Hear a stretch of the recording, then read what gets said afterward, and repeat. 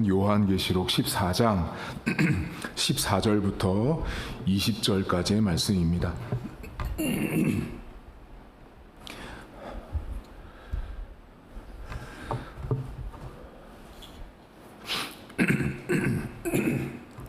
요한계시록 14장 14절부터 20절까지의 말씀입니다.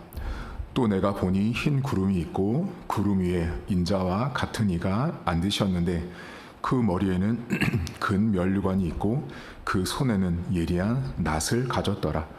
또 다른 천사가 성전으로부터 나와 구름 위에 앉은 이를 향하여 큰 음성으로 외쳐 이르되 당신의 낫을 휘둘러 거두소서. 땅에 곡식이 다 익어 거둘 때가 이르렀음이니이다 하니 구름 위에 앉으시니가 낫을 땅에 휘두르매 땅의 곡식이 거두어지니라. 또 다른 천사가 하늘에 있는 성전에서 나오는데 역시 예리한 낫을 가졌더라. 또 불을 다스리는 다른 천사가 제단으로부터 나와 예리한 낫 가진 자를 향하여 큰 음성으로 불러 이르되 내 예리한 낫을 휘둘러 땅에 포도송이를 거두라. 그 포도가 익었느니라 하더라. 천사가 낫을 땅에 휘둘러 땅의 포도를 거두어 하나님의 진노의 큰 포도주 틀에 던짐에 성 밖에서 그 틀이 밟히니 틀에서 피가 나서 말 굴레까지 닿았고 1600 스타니온에 퍼졌더라. 아멘. 오늘 성경의 제목은 마지막 수확이라고 기록되어 있습니다. 지금 이 요한이 보고 있는 환상은 지금까지 봤던 용이나 짐승 여러 가지 이 환상과는 좀 다른 각도의 환상인데 마치 이 추수하는 장면을 연상하게 만드는 환상을 하나님께서 보여주세요. 먼저 구름이 등장하고 그 구름 위에 인자 같은 이가 앉아 계신다라고 말씀하세요. 이건 상상하셔야 돼요. 구름 위에 인자가 앉아 계시는데 본문에 보면 낫을 가지고 있다고 합니다. 여러분 낫은 여러분 아는 것처럼 이게 곡식 벨 때 쓰는 그 낫을 구름 위에 앉아 계신 인자. 이제 여러분 성경의 인자는 이 구약 성경부터 다니엘서나 에스겔서나 계속 인자가 나오는데 인자는 곧 예수님을 말해요. 예수님이 인자가 낫을 들고 있는 이 모습이 나오고 그리고 성전에서 또 다른 천사가 나와서 낫을 들고 있어요. 그러니까 지금 낫이 두 개가 등장하는데 하나는 인자가 들고 있는 낫이 등장하고 천사가 들고 있는 낫이 등장해요. 근데 인자가 들고 있는 낫, 천사가 들고 있는 낫에 중간에 똑같이 반복되는 게 뭐냐면 큰 음성이 외쳐요. 자, 큰 음성이 외쳐서 인자에게도 말하고 큰 음성이 외쳐져서 천사에게도 말을 해요. 자, 그러면 그 큰 음성이 뭐냐면 큰 음성이 나서 인자에게는 뭐라 그러냐면 땅을 향해서 휘둘러라. 추수할 때가 됐으니 곡식을 거두기 위해서 땅을 향해서 낫을 휘두르라고 이야기합니다. 그게 인자가 그 낫을 대는 한마디로 곡식이에요. 곡식. 추수할 때가 다 무르익은 곡식을 향해서 낫을 대라고 말합니다. 인자는 그 곡식에 낫을 댑니다. 그런데 천사가 낫을 대는 대상이 달라요. 천사는 포도에 낫을 대라고 말합니다. 포도가 무르익었으니 낫을 대라고 말합니다.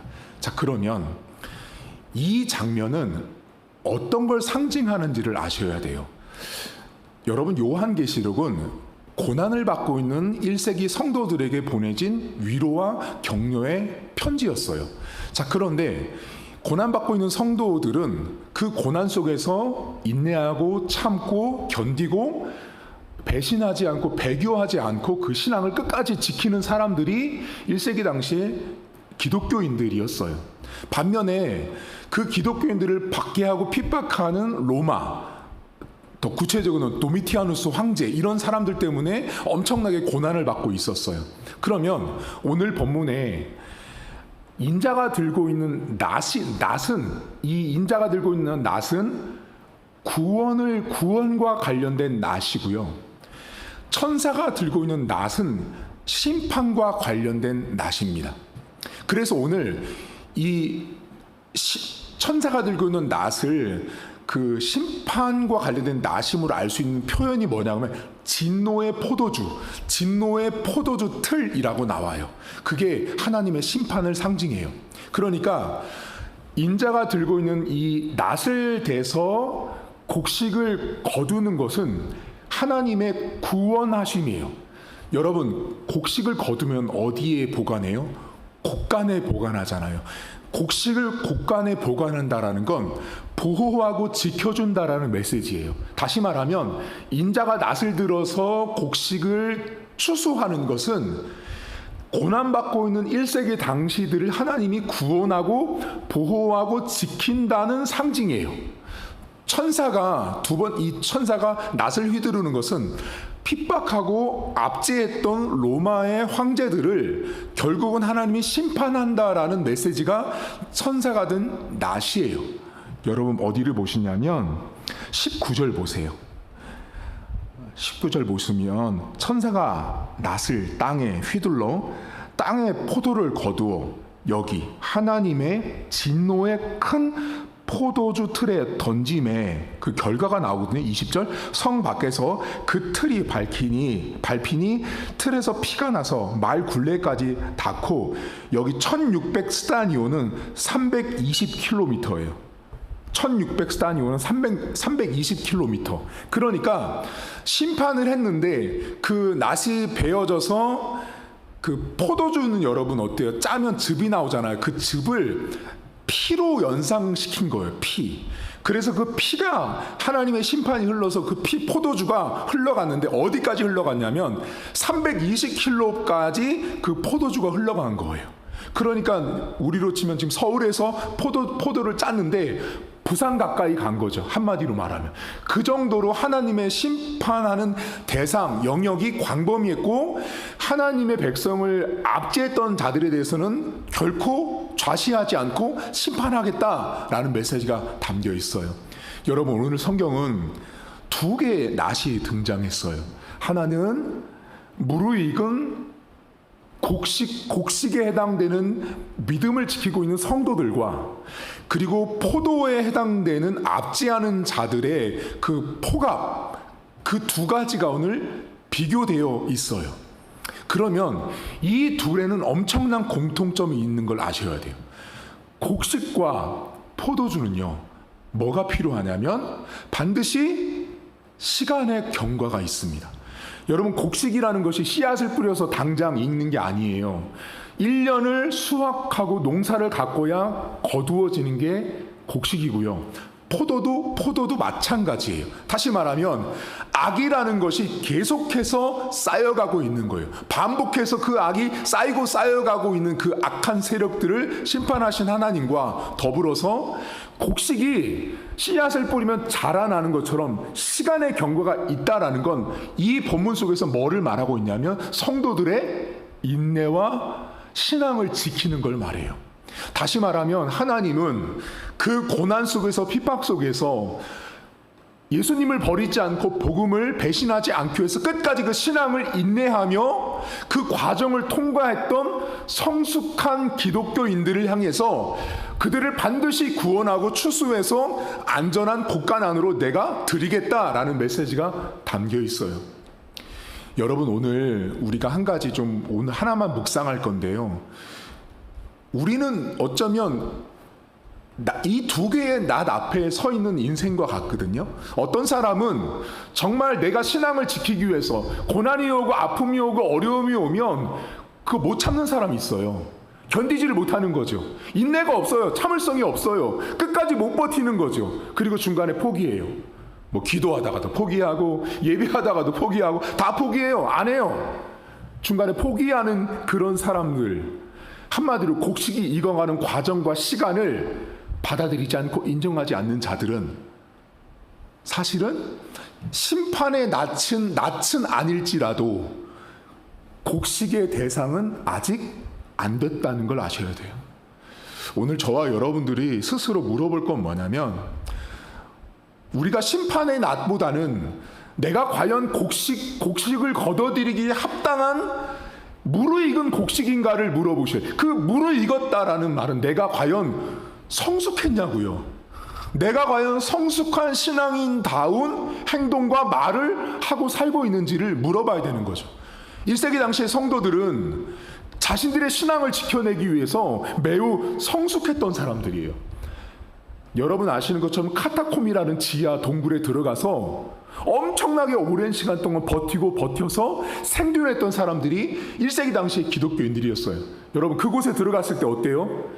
동굴이 막 지금 우리가 있는 것처럼 막 공간이 넓어요. 내가 막 팔 이렇게 휘저으면 막 이렇게 마음대로 운동할 수 있어요? 아니에요, 여러분. 수그리고 다녀야 되고요. 좁아서 몸을 웅크리고 다녀야 되는 게 카타콤이었다고요. 그런 곳에서 수년간 살아야 됐던 사람들이 기독교인들이었어요. 여러분 그 사람들이요 거기서 미성숙하면 어때요? 가다가 부딪혀도 짜증낼 거고 화낼 거고, 가다가 힘들어도 남들에게 막 뭐라고 말할 거 아니에요, 여러분. 근데 그들은요 그 카타콤에서 서로를 아끼고 사랑하면서 살았다라는 거예요. 그게 성숙한 자들이었어요. 비록 고난이 있고 동굴 속에서 내 신앙을 지키고 있었음에도 불구하고 그들은 성숙했다고요. 그들은 하나님이 낯을 대어서 지금 당장 추수해서 하나님 나라 곳간에 들고 들어와도 절대 부족한 사람들이 아니었던 거예요. 여러분들은 성숙한 무르익은 곡식입니까? 우리 스스로에게 물어보셔야 돼요. 나는 얼마나 잘 익은 곡식이 되어서 하나님이 나를 보실 때 낫 한 자루를 딱 들고 계신 하나님을 상상할 때 과연 나는 잘 익었다고 해서 나를 걷어들이기에 합당한 곡식인지, 아니면 나를 보실 때 넌 아직도 곡식으로서 자격이 안 되니까 거둘 가치도 없다라고 말씀하시는가, 아니면 더 심해서 너는 심판의 낫을 대하겠다라고 나에게 말씀하실지, 둘 중에 하나의 길을 우리는 선택해야 되고 걸을 수밖에 없습니다. 여러분 오늘 하루도 성숙하십시오.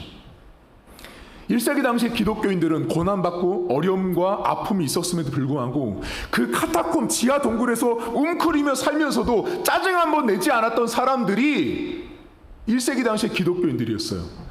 오늘날 제가 신자들이 이렇게 보면 교회 생활하면서 불편하고 힘들고 어렵고 막 부서 간의 충돌이 일어나고 사람과의 충돌이 일어나고 막 일할 때, 이제 요즘에 여름 수련회잖아요.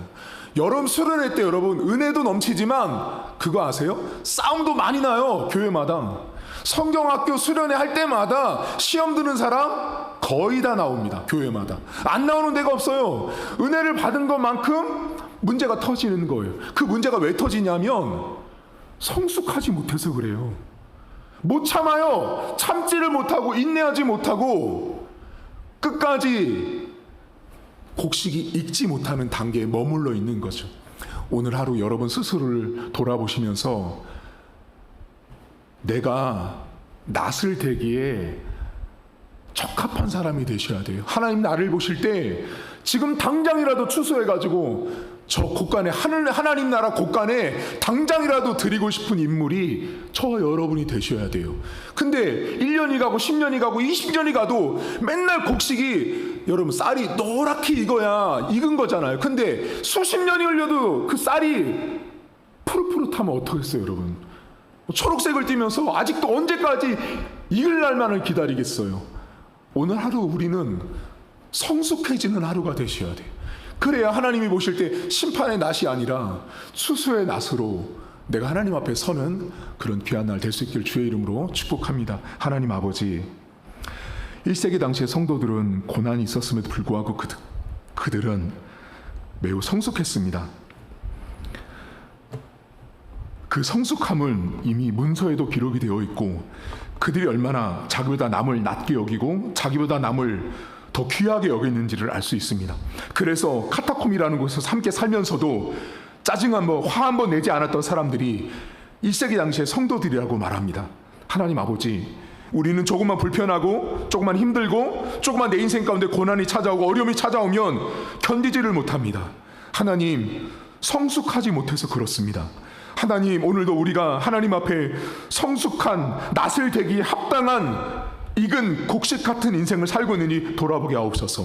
하나님이 나를 보실 때 심판을 해서 내 피가 320km까지 흘러내려갈 정도로 나를 심판하고 싶은 대상이 된다면 되겠습니까? 하나님, 오늘도 하나님 아버지 앞에 내가 무르익은 성숙한 곡식 같은 성도로 오늘 하루를 살아갈 수 있도록 은혜를 베풀어 주옵소서. 감사드리며 예수님의 이름으로 기도하옵나이다. 아멘. 하늘에 계신 우리 아버지, 아버지의 이름을 거룩하게 하시며 아버지의 나라가 오게 하시며 아버지의 뜻이 하늘에서와 같이 땅에서도 이루어지게 하소서. 오늘 우리에게 일용할 양식을 주시고 우리가 우리에게 잘못한 사람을 용서하여 준 것 같이 우리 죄를 용서하여 주시고 우리를 시험에 빠지게 않게 하시고 악에서 구하소서. 나라와 권능과 영광이 영원히 아버지의 것입니다. 아멘.